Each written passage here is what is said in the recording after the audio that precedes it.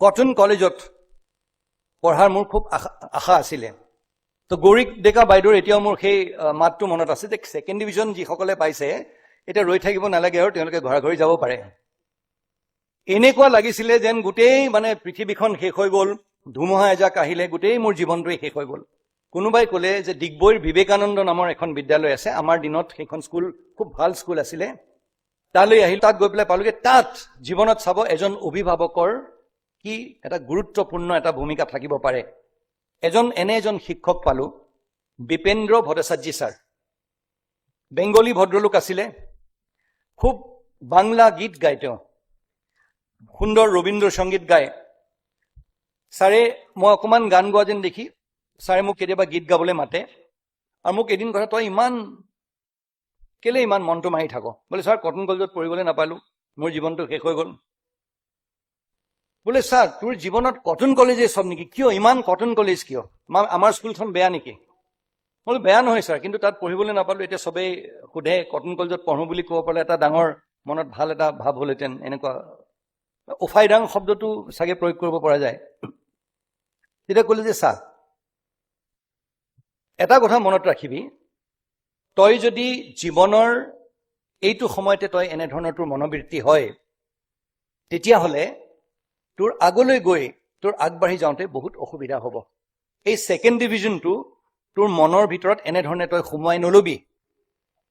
ছাৰৰ সেই কথাটোৱে বা সেই উৎসাহমূলক যিখিনি ছাৰে মোক কথা ক'লে মোৰ মনত এটা খুব ডাঙৰ চাপ এটা পেলাইছিলে তেতিয়া ভাবি লৈছিলো যে ঠিক আছে মই ভালকৈ পঢ়িম ডাক্তৰ হ'ব নোৱাৰিলো ইঞ্জিনিয়াৰ হ'ব নোৱাৰিলো মই আৰ্টছ পঢ়িয়ে কিবা এটা ভাল মানুহ এজন বা জীৱনত আগবাঢ়ি যাবলৈ চেষ্টা কৰিম আমাৰ দিনত বিজনেছ বা পলিটিক্স বা সেইটো অলপ কম আছিলে বুলি মই কওঁ মানে বিজনেছ কৰিবলৈ মা দেউতাহঁতে নকয় যেনে তেনে এটা চাকৰি পাব লাগে আৰু মধ্যবিত্ত অসমৰ পৰিয়াল এটাৰ মনৰ ভাৱটো তেনেকুৱা ধৰণৰে আছিলে পঢ়া শুনা কৰিলো গৈ পেলাই অসমত বেয়া ৰিজাল্ট কৰা নাছিলো দিল্লী ইউনিভাৰ্চিটিলৈ গ'লো ষ্টিফেন্স আৰু হিন্দু কলেজৰ বাদে বেলেগ ক'তো ফৰ্ম ফিল আপ কৰা নাই অসমৰ পৰা ভাল ৰিজাল্ট কৰি গৈছো সেই তাতে চিট পাবই লাগিব মানে অসমৰ ভাল ষ্টুডেণ্টবিলাকৰ ভিতৰত এজন আছিলো তেতিয়া মানে সেই আৰ্টছৰ সেই হায়াৰ ছেকেণ্ডেৰী পৰীক্ষাত তেতিয়া অসম ভৱনত মোক কোনোবাই ক'লে যে হংসৰাজ কিৰৰিমল আৰু ৰামদাসত কৰিছনে নাই বোলে নাই কৰা বোলে সোনকালে কৰ তই এইকেইখন কলেজতো চিট নাপাৱে তই বাকী কেইখন কলেজত হোষ্টেলত চিটো নাপাৱ ডাঙৰ কথা হ'ল সঁচা কথা ষ্টিফেন্স হিন্দু হংসৰাজত পৰ্যন্ত নাপালো অকল কিৰৰিমল কলেজ আৰু ৰামদাস কলেজত চিট পালো তাতো হোষ্টেল চিট নাপালো বাহিৰত থাকিব লাগিব সেইটো আকৌ এটা ধাক্কা অসমত কৈছে হোষ্টেল চিট নাপালি দেউতাই কৈছে হোষ্টেল চিট নাপালি যদি সেই ক'ব নালাগে ঘৰলৈ ঘূৰি আহ দিল্লী ইউনিভাৰ্চিটিত পঢ়িম বুলি গৈছিলো কেনেকে ঘূৰি আহিম যি কি নহওক তাত গৈ এটা ভাড়া ঘৰ লৈ ৰামদাস কলেজত পঢ়িলো তেনেকে জীৱনৰ বহুতো ক্ষেত্ৰত বিচৰা বস্তুটো পোৱা নাছিলো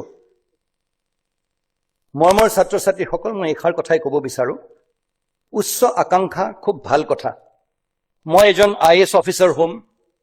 মই IITৰ পৰা পাছ কৰিব লাগিব মই all India institute of medical চায়েন্সেছৰ পৰা পাছ কৰিব লাগিব সেইটো এটা উচ্চ আকাংক্ষা খুব ভাল কথা কিন্তু সেই লক্ষ্যত আমি উপনীত হ'বলৈ প্ৰকৃততে আমি প্ৰস্তুত হয়নে নহয় এটা প্ৰেক্টিকেল এটা প্ৰশ্ন নিজকে সোধাটো অত্যন্ত বেছি প্ৰয়োজন জীৱনটো এটা ত্ৰিভুজৰ নিচিনা আৰু এই ত্ৰিভুজটোত সদায় ওপৰৰ স্থানখিনি সকলোৱে নাপাবও পাৰে কিন্তু তাৰ মানে নহয় যে আপোনালোক বেয়া যে আপোনালোক ছেকেণ্ড গ্ৰেড বা থাৰ্ড গ্ৰেড জীৱনৰ সেই প্ৰথম দৰ্জাখন নাপালে দ্বিতীয় তৃতীয় চতুৰ্থ দৰ্জাও আছে আৰু সেই দৰ্জা কেইখন কিন্তু কেতিয়াবা সেই প্ৰথম দৰ্জাখন যোনখন আপুনি সৰ্বোত্তম বুলি ভাবে তাতকৈও বহুত বেছি ভাল আপোনাৰ জীৱনৰ বাবে হৈ উঠিব পাৰে তাৰ বাবে কেতিয়াও মই এখন সৰু কলেজত পঢ়িলো মই এখন সৰু টাউনৰ পৰা আহিছো এই আমাৰ যোনটো স্মল টাউন মেণ্টেলিটি বুলি যোনটো কয় সেইটো নহয় সদায় নিজৰ ওপৰত এটা বিশ্বাস ৰাখিব লাগিব আৰু সদায় এইষাৰ কথা আপোনালোকে মনত ৰাখিব লাগিব যে মোৰ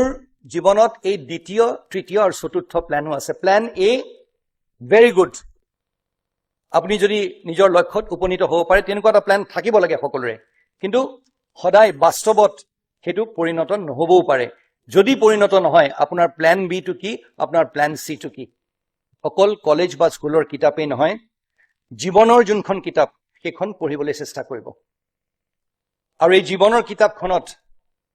আপোনাৰ গোটেই জীৱনৰ উপলব্ধি তথা আপুনি এতিয়ালৈকে আপোনাৰ শিক্ষক শিক্ষয়িত্ৰী আপোনাৰ মাতৃ পিতৃ আপোনাৰ জ্যেষ্ঠজনৰ পৰা আপুনি যিখিনি শিকিলে সেই গোটেইখিনি আপোনাৰ যিখিনি উপলব্ধি সেই উপলব্ধিখিনিয়ে আপোনাৰ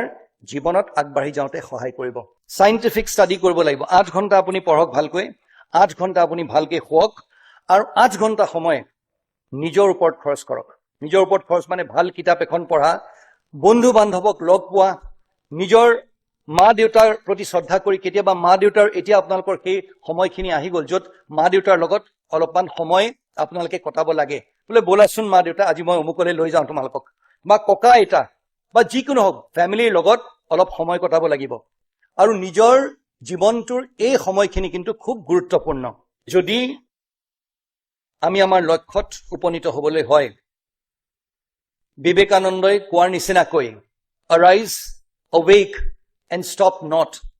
till the goal is achieved আৰু এই কবিতাটো মনত ৰাখিব মোৰ মৰমৰ ছাত্ৰ ছাত্ৰীসকল sow a thought মনৰ এটা ভাব এটা ৰুই দিয়া sow a thought and reap an act sow an act and reap a habit sow a habit and reap a character sow a character and reap a destiny বহুত ধন্যবাদ